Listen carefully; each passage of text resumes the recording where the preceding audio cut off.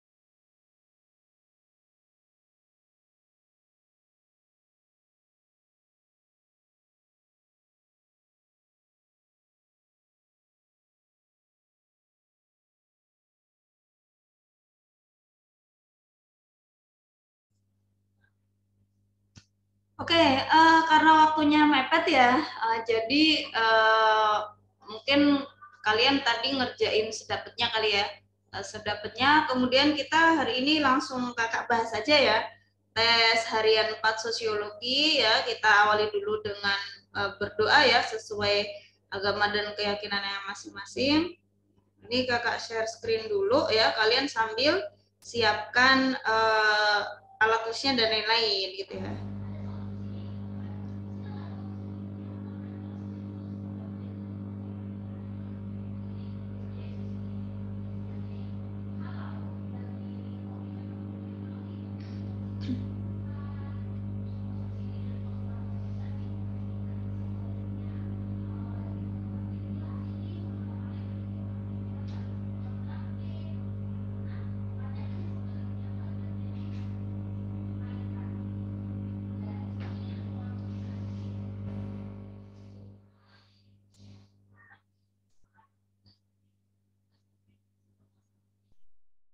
Oke ya, langsung aja kakak bahas dari soal nomor 1 ya. Soal ini materi kelas 10 pengantar sosiologi ya, mengenai pokok bahasan sosiologi. Jadi pokok bahasan sosiologi itu sebenarnya ya, pokok bahasan sosiologi itu sebenarnya macam-macam gitu ya, tergantung ahli ya. Kalau di sini ahli yang ditampilkan adalah Alex Inkeles ya. Jadi menurut Alex Inkeles menyebutkan ada 3 pokok bahasan yang khas di dalam sosiologi, yaitu apa aja gitu ya. Apa pokok bahasan yang khas di sosiologi itu? Nomor 1 itu jawabannya yang A ya, yang A. Kenapa A ya? Ya karena itu pendapatnya ahli ya, nggak bisa karena Alex Inkeles ngomongnya bahwa di apa tuh dalam sosiologi itu pokok bahasanya itu yang pertama hubungan sosial itu sama aja dengan interaksi gitu ya. Hubungan sosial itu interaksi. Yang kedua institusi sosial ya, institusi itu berarti ke lembaga atau organisasi sosial. Dan yang terakhir adalah society atau masyarakat. Oke, kakak ulangi. Jadi di dalam sosiologi itu kan ada namanya sosiologi makro, mikro, meso gitu ya. Sosiologi yang mempelajari masyarakat secara keseluruhan. Nah, masyarakat atau society itu sosiologi makro. Kemudian yang institusi atau lembaga sosial di masyarakat kan ada lembaga-lembaga atau organisasi ya. Itu kategorinya sosiologi meso atau sosiologi yang tengah.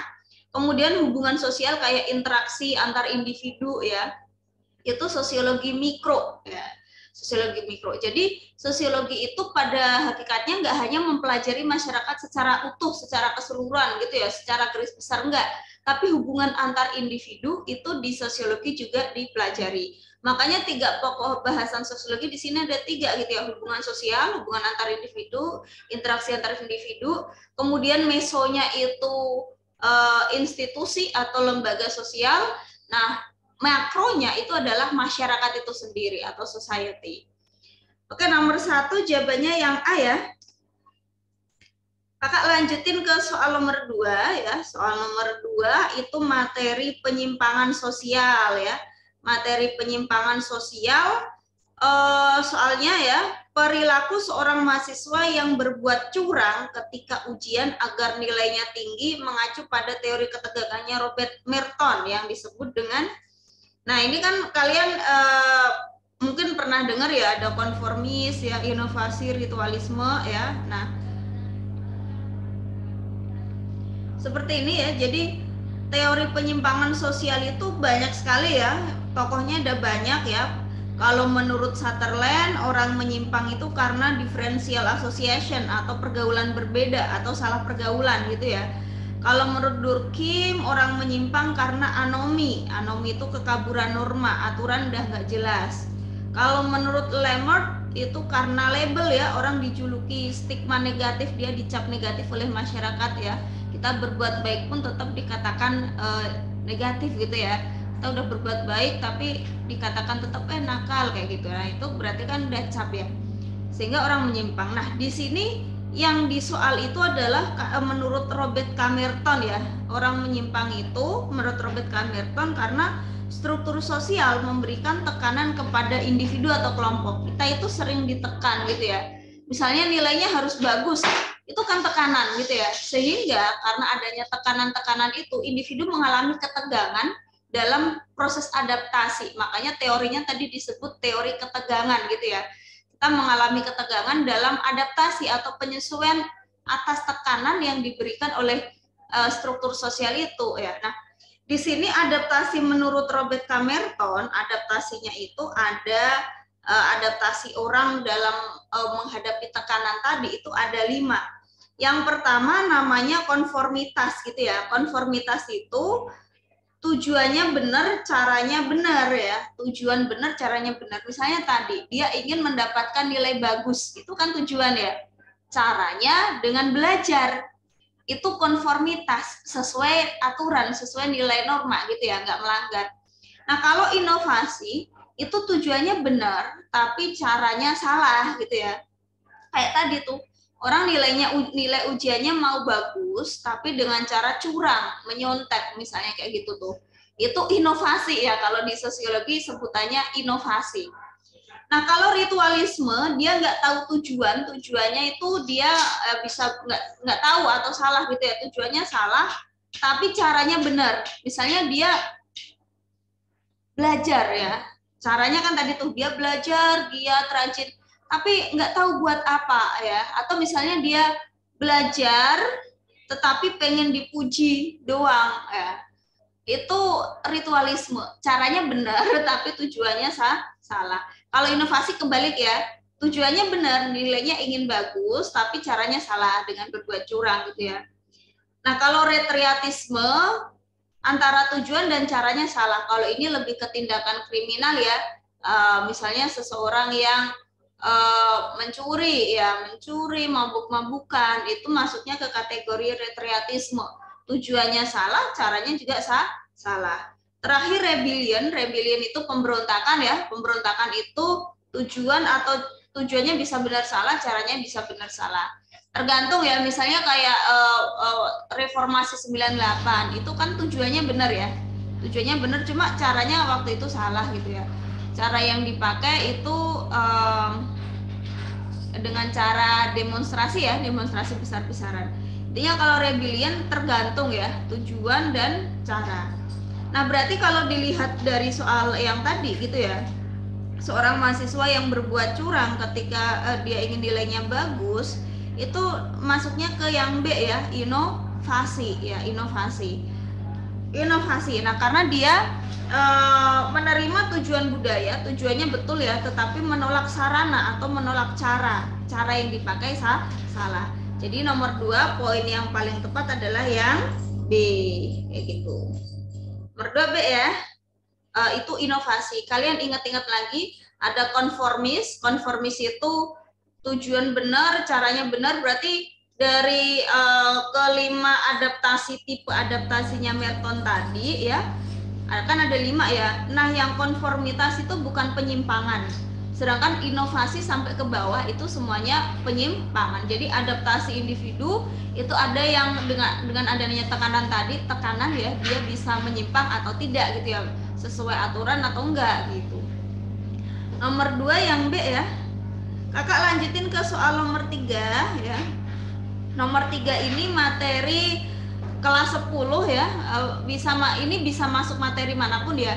Ini bisa masuk materi keteraturan sosial, bisa masuk materi sosialisasi, bisa masuk materi struktur sosial ya, atau stratifikasi sosial.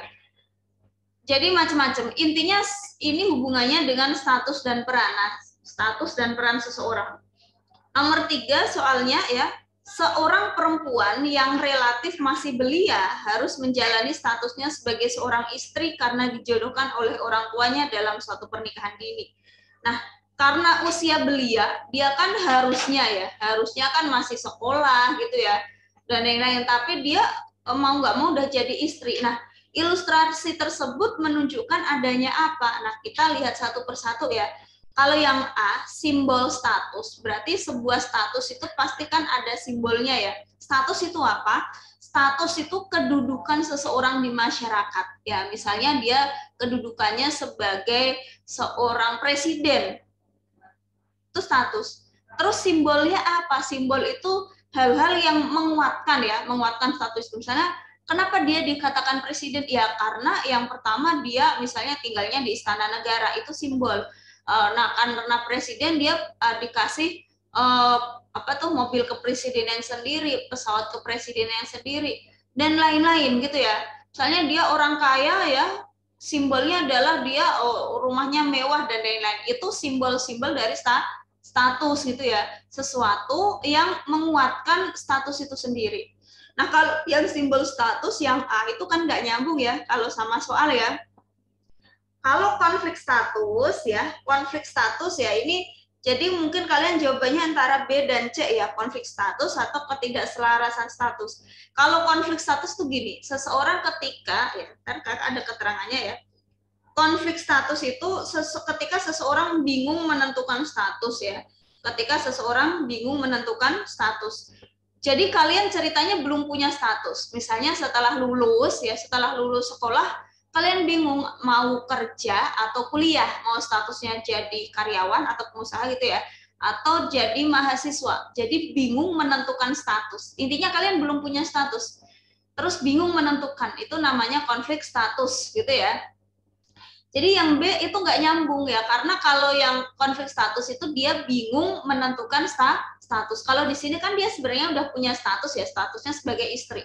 Tapi harusnya enggak karena dia ini masih belia, masih usianya masih muda sekali gitu ya. Makanya poin yang paling tepat itu yang C, adanya ketidakselarasan status ya. Ketidakselarasan status itu apa? Ketika seseorang yang menjalankan statusnya itu berbeda dengan apa yang diharapkan. Nah, harusnya di usia ini dia ini masih sekolah, masih belajar atau masih kerja atau gimana gitu ya. Ternyata dia udah harus menjadi seorang istri. Jadi poin yang paling benar dari soal nomor 3 itu adalah yang C, adanya ketidakselarasan status ya. Ada status yang dijalankan nggak sesuai dengan ekspektasinya. Kalau yang D, status utama atau istilah lainnya itu master status ya, master status ya, atau status utama itu gini ya, master status adalah status yang paling menonjol di antara status-status sosial yang lain. Jadi misalnya kalian nih ya, kalian kan ketika seseorang itu kan nggak mungkin hanya punya satu status ya, kita itu punya macam-macam status. Misalnya seseorang dia ini seorang ayah, ketua RT juga tuh ya statusnya.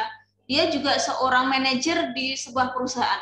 Tapi bapak ini itu lebih dikenal sebagai Pak RT ya, bukan sebagai ayah atau manajer, lebih dikenal sebagai Pak RT. Berarti Pak RT itu merupakan master status atau status utama gitu ya. Master statusnya itu di situ gitu. Jadi yang lebih dikenal masyarakat dia apa?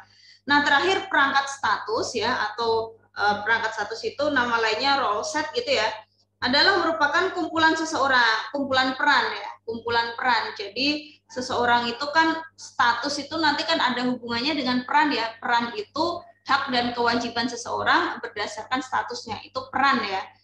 Nah, karena statusnya banyak, perannya juga banyak. Nah, peran-peran itu merupakan perangkat dari status itu sendiri. Oke ya, semoga kalian paham ya. Jadi nomor 3 itu jawabannya yang C ya, ketidakselarasan status. Kakak lanjutin ke soal nomor 4 ya. Soal nomor 4 ini materi kelompok sosial, materi kelas 11 ya kalau nggak salah ya. Dilihat dari sifatnya yang berartikulasi dengan struktur sosial, formal audience memiliki persamaan dengan apa? Ya ini soal apaan sih Kak ya? Soalnya aneh ya.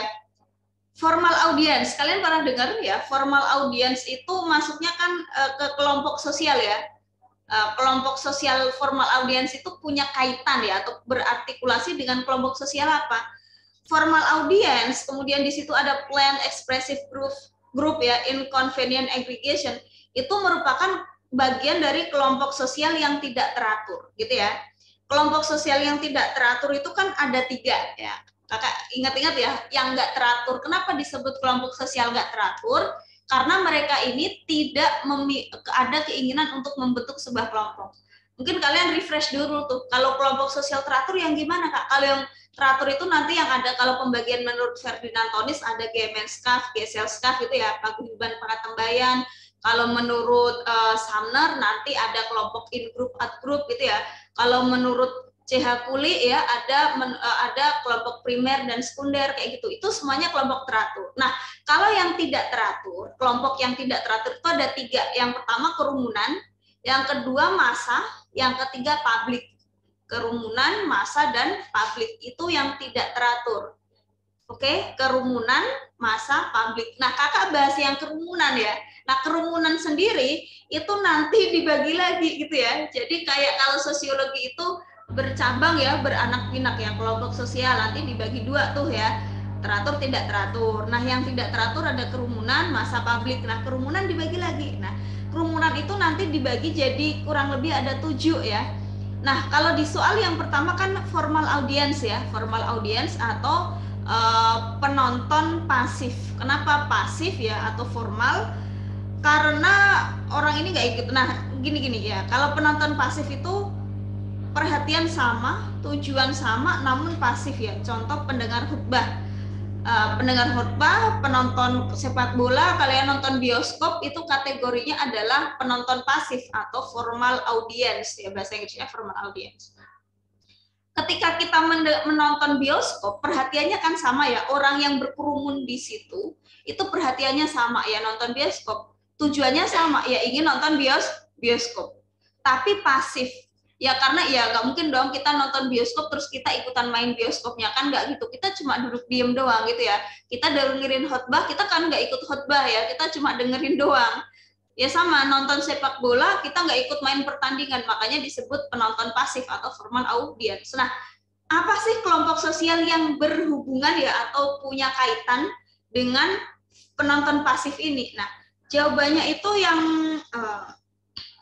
A ya, planned expressive group. Apa itu planned expressive?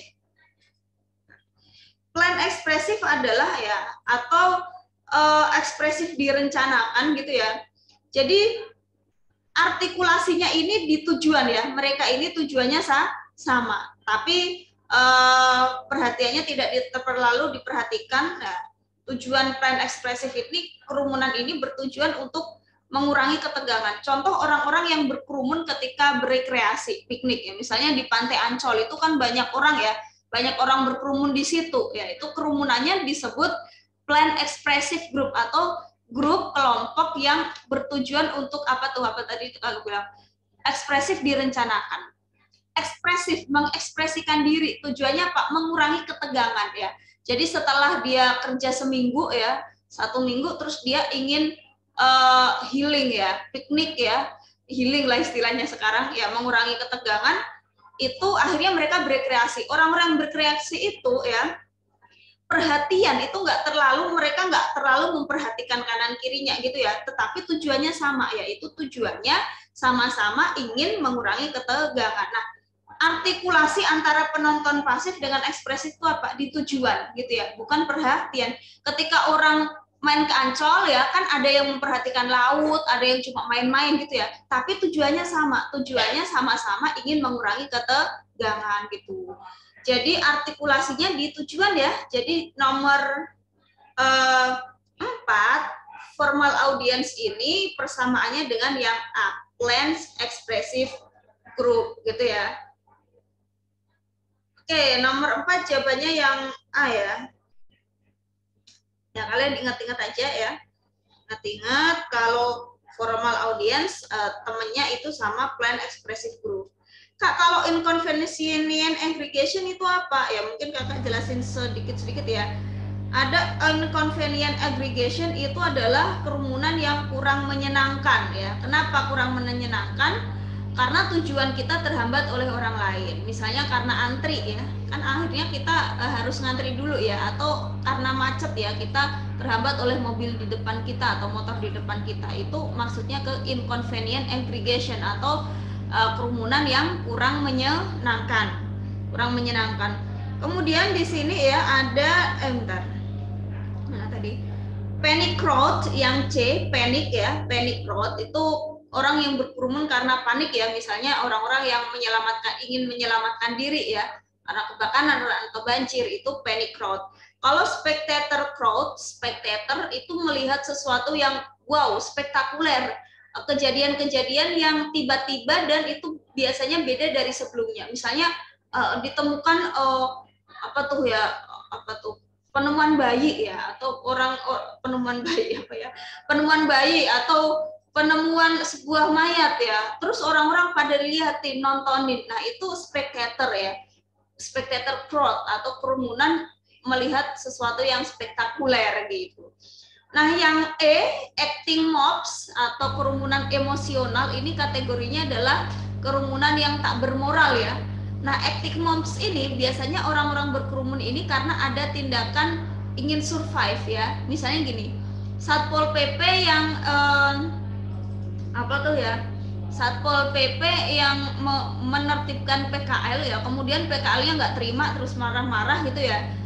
Terus mereka akhirnya berkerumun ya untuk menentang kegiatan Satpol PP itu, akhirnya itu dikenal dengan acting mobs, acting ya atau emosional ya. Itulah intinya kayak gitu ya. Acting mobs ya, mereka bertujuan untuk survive itu apa bahasa Indonesia-nya? Itu untuk apa, menyelamatkan ya, bukan bilang ya, itulah ya, survive. Aduh. Ya, nomor 4 jawabannya yang A ya, yang A. Kakak lanjutin ke soal nomor selanjutnya ya, soal nomor 5. Nah, nomor 5 ini materi mobilitas sosial. Mobilitas, kalau di geografi mungkin mobilitas itu perpindahan penduduk gitu ya. Nah, kalau di sosiologi mobilitas sosial itu perpindahan, tapi yang pindah itu bukan orangnya, yang pindah itu statusnya, kedudukannya gitu yang pindah ya. Misalnya dia awalnya buruh terus jadi pengusaha. Nah, itu berarti kan statusnya pindah. Nah, mobilitas itu nanti ada dua, mobilitas vertikal, ada mobilitas horizontal. Gitu ya. Ada mobilitas vertikal, ada horizontal. Nah, vertikal itu bentuknya kan seperti ini, set ya. Ke atas ke bawah. Vertikal nanti dibagi lagi, ada vertikal naik, vertikal tuh turun gitu ya. Kalau vertikal naik ya, misalnya orang ini naik jabatan. Nah, misalnya tadi tuh dari buruh terus jadi pengusaha, itu vertikal naik. Kalau vertikal turun, misalnya orang yang dipecat gitu ya, pensiun, berarti kan dia mengalami penurunan status, itu vertikal turun. Atau yang horizontal, berarti kalau horizontal harusnya seperti ini, kedudukannya sama. Misalnya orang yang beralih profesi, awalnya pedagang bakso, terus pindah jadi pedagang mie ayam, itu kedudukannya sama, itu namanya statusnya berubah, tapi kedudukannya masih sama, makanya disebut mobilitas horizontal gitu. Nah, di soal ini yang ditanyakan, dari pernyataan di atas yang tergolong ke dalam mobilitas vertikal, bisa naik, bisa turun gitu ya, vertikal. Kita lihat poin 1, Awaludin dan Akhirudin memutuskan, Awaludin dan Akhirudin memutuskan beralih menjadi profesi dari ojek online menjadi ojek pangkalan. Ya, ini kedudukannya sama, berarti yang satu itu horizontal ya. Kita ke poin 2, oleh karena prestasi kerjanya, Hairudin dipromosikan dari staf biasa menjadi manajer divisi keuangan di kantornya. Berarti dia dari yang awalnya staf jadi manajer. 2 itu vertikal. Berarti poin 2 benar. Kita ke poin 3. Syafrudin berhasil lulus dari kuliah di program sarjana sosiolog UI dan diterima bekerja sebagai konsultan perusahaan. Dari mahasiswa kemudian jadi konsultan. Nah, itu naik juga tuh vertikal, naik. Poin 2, 3 benar ya. Nah, kita ke poin 4. Poin 4 ini masuknya ke horizontal ya. Guru sosiologi dari SMA Bandung kemudian tetap jadi guru sosiologi di Palembang, yaitu horizontal, masih jadi guru ya. Nah, kalau yang 5, seorang menteri di salah satu negara menjadi anggota salah satu partai. Menteri dan dia jadi menteri dan anggota partai. Itu nggak ada perpindahan status ya, itu hanya ke apa tuh ya, statusnya double gitu ya, statusnya macam-macam. Oke, jadi poin yang benar yang menjadi mobilitas vertikal itu adalah poin 2 dan 3 ya, 2 dan 3. 2 dan 3 berarti jawabannya yang C.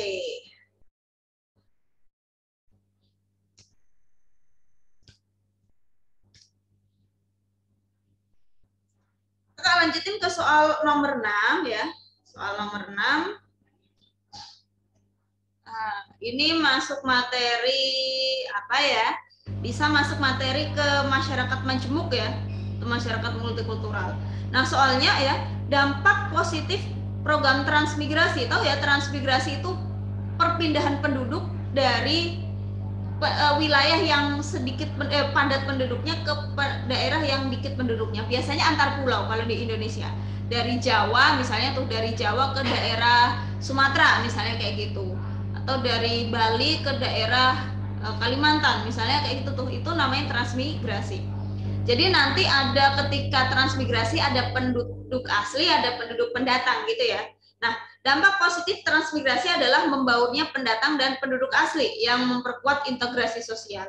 Integrasi itu persatuan gitu ya, integrasi persatuan karena ada membaur gitu ya, ada kegiatan membaur akhirnya memperkuat integrasi. Nah, selain itu transmigrasi juga dapat mendorong proses sosial yang negatif sebagai berikut. Jadi transmigrasi itu ada yang ke arah positif ya, dampaknya ada yang dampak positif, ada dampak negatifnya. Yang ditanyakan di soal kan dampak negatifnya gitu ya, dampak negatifnya. Nah, kita ke poin nomor 1. Nomor poin 1 itu terjadinya difusi budaya antar masyarakat. Nah, ini kan kalau sosiologi itu sebenarnya mudah gitu ya. Sosiologi itu pelajaran yang mudah karena kita sosiologi itu kan belajar tentang masyarakat ya. Kita hidup di masyarakat itu mudah. Nah, yang bikin susah apa? Banyak istilah-istilah gitu ya. Kayak difusi apaan sih, Kak? Kayak gitu ya. Difusi ya, yang bikin susah itu istilahnya. Difusi itu artinya penyebaran ya, penyebaran budaya ya. Ketika muncul penyebaran budaya itu positif atau negatif? Positif gitu ya. Jadi poin 1 itu positif, 1 positif, 1 berarti salah ya, karena yang ditanyakan kan negatifnya. 1 salah, 3 auto salah. Jadi 1 dan 3 itu selalu gandengan kemana-mana gitu ya, nggak terpisahkan. 1 salah, 3 auto salah. Membuka kesempatan terjadinya amalgamasi. Amalgamasi itu perkawinan campuran, misalnya perkawinan antara pendatang dengan penduduk asli. Nah, itu amalgamasi. Nah, kita lihat ke poin 2. 1 salah ya, jawabannya bisa antara 2, 4 atau 4 doang gitu ya, bisa antara C atau D gitu. Nah, kita lihat poin 2, adanya dikotomi. Dikotomi itu pengelompokan ya antara kelompok mayoritas dan minoritas. Ada mayoritas, jadi muncul tuh kelompok mayoritas dan kelompok minoritas. Nah, kira-kira kalau muncul ada mayoritas minoritas itu ke arah positif atau negatif? Negatif gitu ya. Karena ada pengelompokan itu ya. Jadi mereka ini kayak seolah-olah nggak sama. Ada mayoritas, ada minoritas gitu. Ada yang mendominasi, ada yang didominasi gitu. Jadi 2 itu masuknya ke arah negatif gitu ya. 4 berarti ngikut ya. Kalau 2 kan nggak mungkin sendirian. 2 itu pasti punya teman yaitu 4 gitu. Adanya segregasi sosial atau pemisahan sosial ya, dan adanya diskriminasi. Segregasi itu contohnya, segregasi kan pemisahan ya. Segregasi itu pemisahan. Mungkin kalian bisa catat di buku kalian masing-masing. Oh, segregasi pemisahan. Difusi tadi artinya penyebaran. Kemudian amalgamasi itu perkawinan campuran. Segregasi sosial itu pemisahan, misalnya pemisahan tentang tempat tinggal. Oh, ini tempat tinggal kayak yang terjadi di Papua ya, ini tempat tinggal untuk orang khusus Papua, ini tempat tinggal untuk pendatang. Ya, kadang-kadang pendatang ini nanti dapat serangan ya, itu asli ya, serangan dari kelompok asli ya, atau sebaliknya kayak gitu. Itu segregasi sosial. Atau munculnya diskriminasi sosial. Diskriminasi itu pembedaan perlakuan gitu ya, dibedakan perlakuannya. Nah, itu memunculkan ke dampak yang ke arah negatif. Jadi nomor 6 yang benar itu poin 2 dan 4 ya. Poin 2 dan 4 itu berarti jawabannya yang C gitu. Kakak lanjutin ya ke soal nomor 7.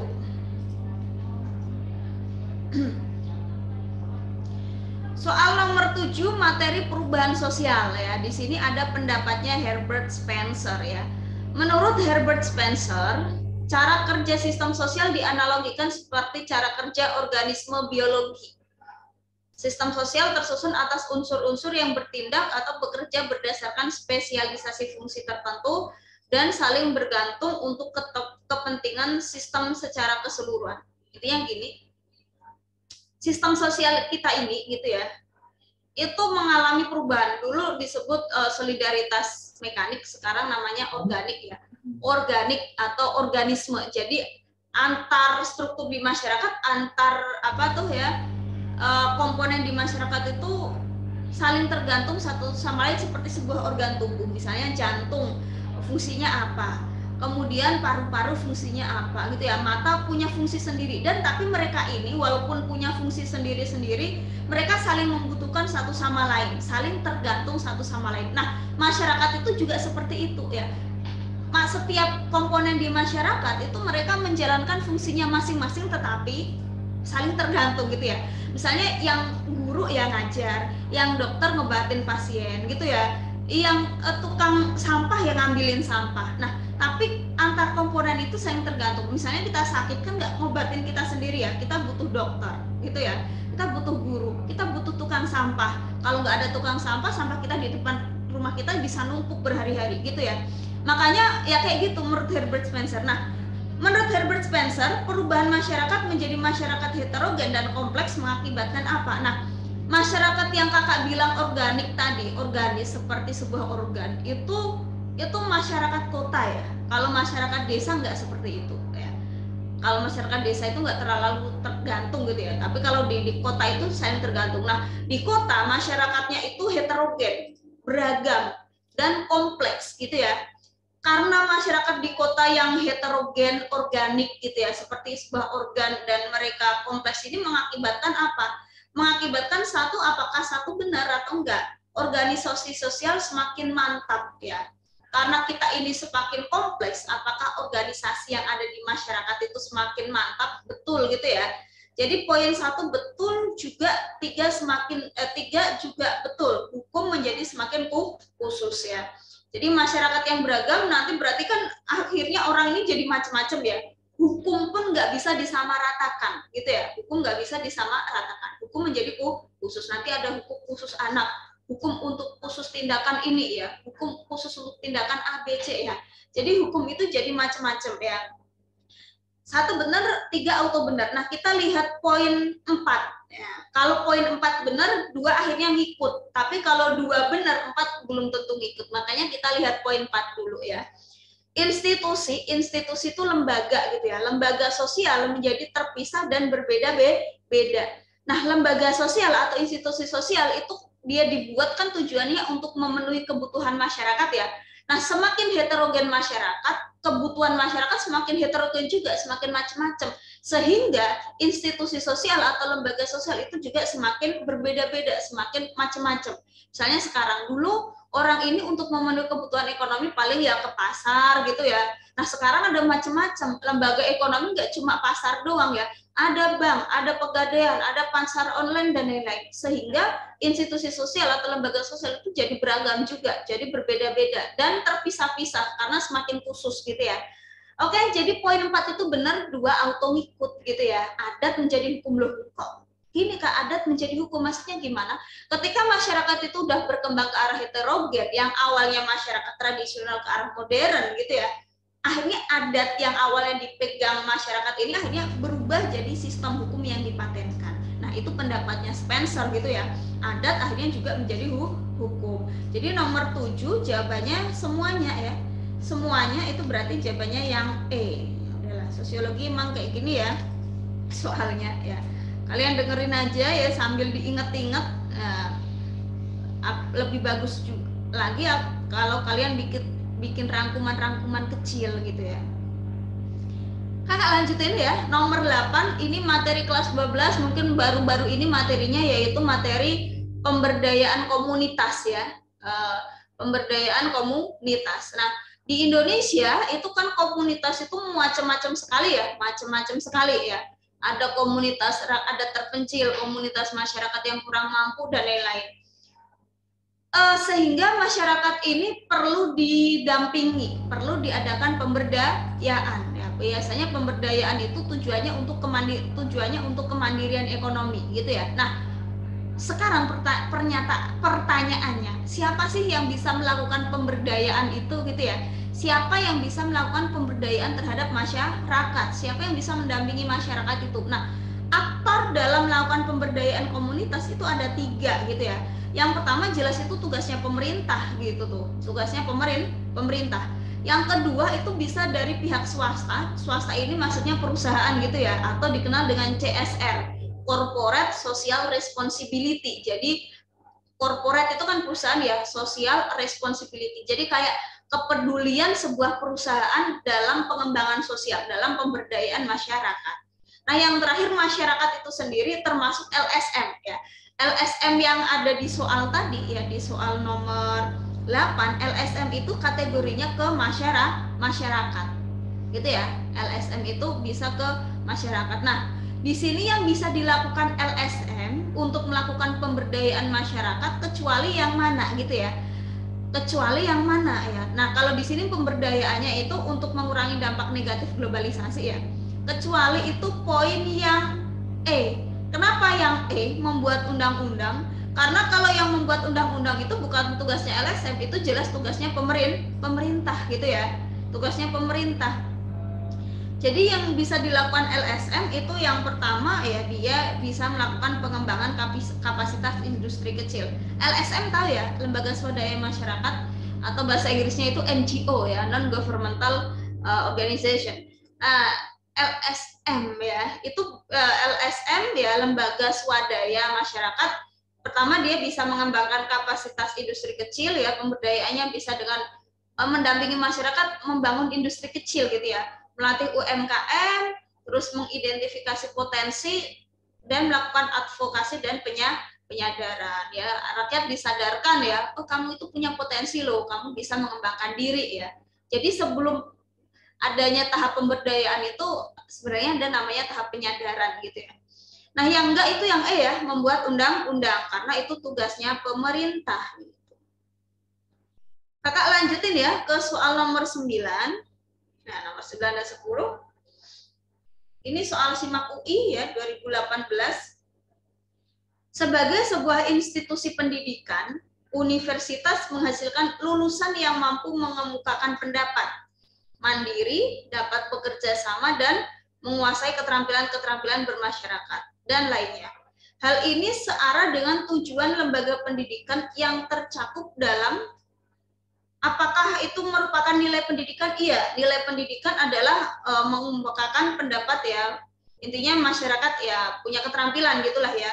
1 betul, 3 auto betul. Tujuan pendidikan. 2, universitas sebagai status pendidikan ya, karena sebagai status dia sebagai universitas, makanya dia menghasilkan lulusan itu. Poin 1, 2, 3 jelas betul gitu ya. Nah, kita ke poin 4. Itu merupakan tercakup dalam kurikulum terselubung. Nah, apa itu kurikulum terselubung atau kurikulum tersembunyi? Adalah kurikulum terselubung ya, kakak kasih tahu, itu tujuan pendidikan yang nggak ada di kurikulum. Tujuan pendidikan tapi nggak tercantum di kurikulum. Misalnya gini, kalian sekolah tapi di sekolah itu kan kalian harus memahami apa gitu ya, harus berbuat menghormat di situ ya. Di kurikulum itu kan nggak ada ya, kita disuruh menghormati guru, nggak ada. Paling tulisannya cuma menghargai sesama gitu ya. Tapi kita di sekolah diajarin, disuruh kalau ketemu guru kayak menyapa gitu ya. Kemudian di kelas kalian dilatih bisa berdebat gitu ya, untuk mengembangkan pola analisis kalian. Itu nggak ada di kurikulum, nggak ada. Cuma tetap menjadi tujuan dalam pendidikan tapi tersembunyi atau terselubung. Nah, seseorang yang lulusan yang mampu mengembangkan pendapat mandiri itu sebenarnya nggak ada di tujuan kurikulum utama gitu ya, nggak ada di kurikulum tertulisnya, nggak ada. Cuma sebenarnya itu jadi salah satu tujuan pendidikan. Itu merupakan kurikulum terselubung gitu ya. Terselubung di sini bermakna positif ya, bermakna positif ya. Kurikulum terselubung, dia nggak tertulis di kurikulum tapi sebenarnya merupakan tujuan pendidikan kayak gitu.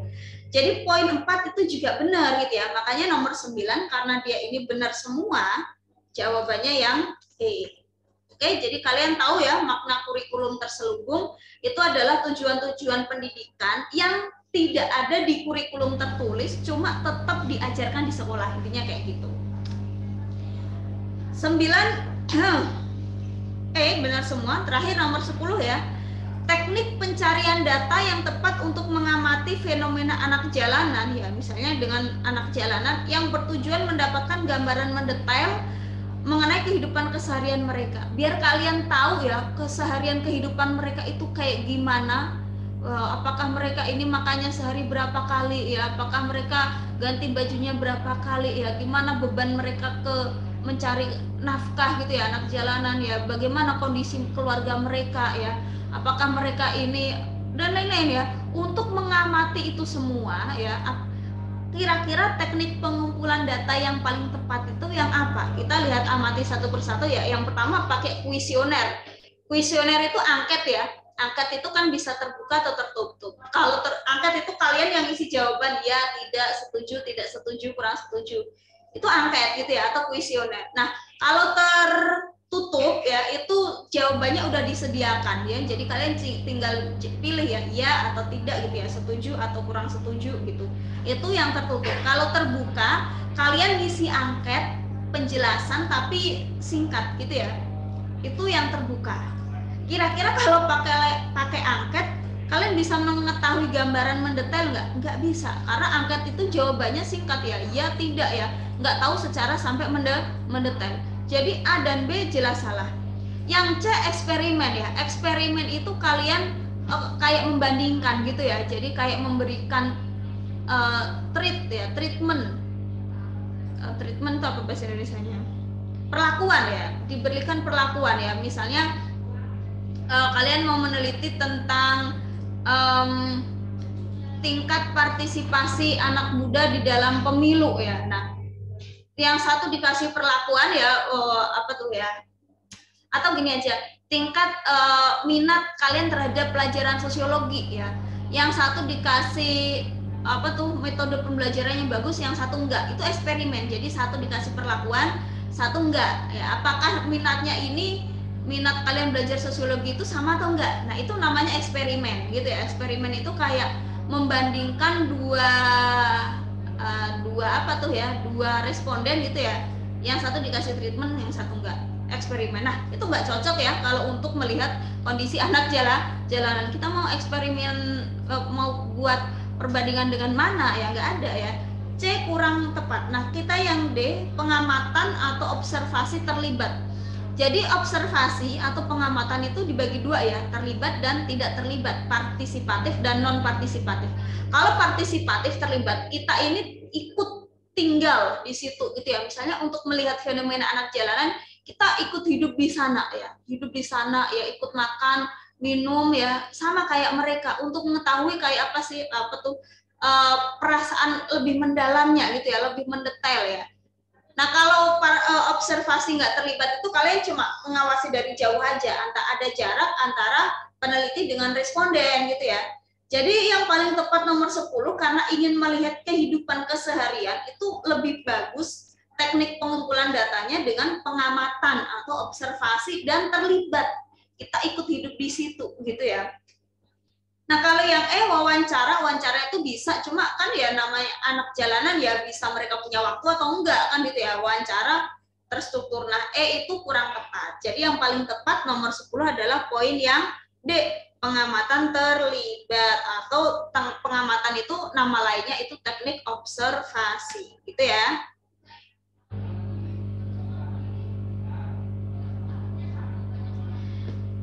Oke ya, untuk tes harian 4 selesai ya. Sebenarnya masih ada apa tuh ya, masih ada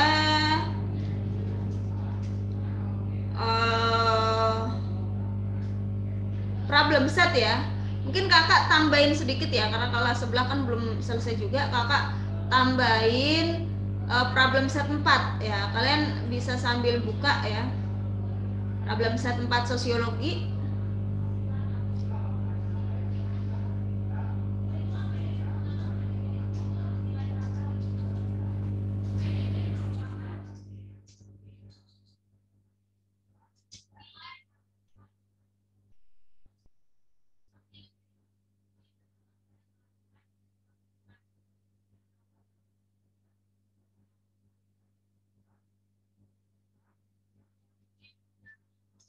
Oke, kakak lanjutin ke sini ya. Materi kelompok sosial ya. Jadi di sini problem set 4 itu ada beberapa materi, yaitu kelompok sosial dan masyarakat majemuk ya. Kakak langsung aja ya ke PS 4 ya. Kita ke soal nomor 1 ya. Kelompok sosial merupakan suatu gejala yang sangat penting dalam kehidupan manusia. Nah, itu betul ya. Manusia itu kan, kita ini kan bukan makhluk individu doang ya. Kita ini bisa menjadi makhluk sosial ya. Karena kita makhluk sosial ya, akhirnya kita membutuhkan orang lain ya. Membutuhkan orang lain berarti mau nggak mau kita membentuk sebuah kelompok. Itu tuh ya. Nah, kelompok sosial merupakan suatu gejala yang sangat penting bagi kehidupan manusia. Iya, yang atas betul. Yang bawah, sebagian besar kegiatan manusia berlangsung dalam kelompok sosial. Itu juga betul ya. Sebagian kehidupan kita itu kan nggak di kamar mulu ya. Kita ketemu teman ya, ketemu orang tua, ketemu saudara, itu kan bagian dari kelompok sosial ya. Jadi yang atas betul, yang bawah betul. Apakah yang bawah menjelaskan yang atas ya? Kenapa penting? Karena kenapa kelompok sosial itu sangat penting? Karena atau sebab sebagian besar kegiatan manusia berlangsung di dalam kelompok itu. Itu betul dan berkaitan ya. Jadi nomor 1 jawabannya A, benar, dan berkaitan. Karena yang bawah itu memberikan penjelasan yang atas. Kenapa penting? Karena sebagian besar hidup kita itu berada di kelompok sosial, bukan di sendirian di dalam kamar gitu ya. Sebagian besar ini kita berinteraksi dengan orang lain gitu. Nah, nomor 2 ya, ini karakteristik ya, karakteristik. Nah, Breed test ya membedakan 4 jenis kelompok ya. Ada namanya kelompok statistik, kelompok kemasyarakatan, kelompok sosial, dan kelompok asosiasi. Adapun ciri dari kelompok asosiasi adalah ya, sebentar, mungkin kakak nggak terlalu jelasin ini ya. Kelompok asosiasi itu contohnya gini, contohnya adalah kelompok asosiasi itu yang ada kaitannya dengan profesi, misalnya PGRI, ID gitu ya, Ikatan Dokter Indonesia, itu masuknya ke kelompok asosiasi. Nah, kelompok asosiasi itu yang kakak bilang ya, yang tadi contohnya adalah organisasi berdasarkan profesi gitu ya, PGRI, ID, itu cirinya apa sih? Yang pertama, para anggotanya memiliki kesadaran jenis. Kesadaran jenis itu apa? Kesadaran jenis itu faktor yang menyebabkan seseorang membentuk kelompok. Misalnya tadi tuh PGRI, berarti kesadaran jenisnya adalah mereka sama-sama guru, gitu ya. Sama-sama guru. 1 betul, 3 auto betul, adanya hubungan sosial yang berupa kontak dan komunikasi di antara para anggotanya. Jelas namanya kelompok pasti ada interaksi, ada kontak, ada komunikasi. Kita ke poin 2, terdapat persamaan kepentingan pribadi maupun kepentingan bersama ya. Ada kepentingan pribadi dan kepentingan bersama. Itu benar atau salah? Itu salah. Karena kalau kepentingan pribadi dan kepentingan bersama itu nanti masuknya ke kelompok kemasyarakatan. Jadi gini, ketika kita masuk sebuah anggota PGRI misalnya kayak gitu ya, itu sebenarnya bukan karena kepentingan pribadi, itu hanya tujuan bersama. Beda dengan kelompok kemasyarakatan. Contohnya kelompok kemasyarakatan itu keluarga gitu ya. Tujuan kelompok keluarga dengan individu yang ada di keluarga itu pasti sama, antara tujuan individu, kepentingan pribadi dengan kepentingan kelompok itu sama, kayak gitu tuh. Misalnya anak ini pengen keluarga ini keluarga yang tentram ya, keluarga yang lain-lain itu juga sama ya. Intinya kalau keluarga kan membentuk sebuah kelompok yang sakinah mawadah warohmah. Nah, itu tujuan kelompok. Nah, individunya juga punya tujuan seperti itu. Jadi kepentingan pribadi itu sama aja dengan kepentingan kelompok. Beda dengan kalian di organisasi formal gitu ya. Organisasi formal itu ikatan pribadi itu bukan, nggak hanya kepentingan pribadi itu belum tentu jadi kepentingan kelompok kayak gitu ya. Jadi poin 2, 1 dan 3 ya. Jawabannya yang B. Kakak lanjutin ya. Ke nomor 3 ya. Ciri-ciri kelompok sosial ya.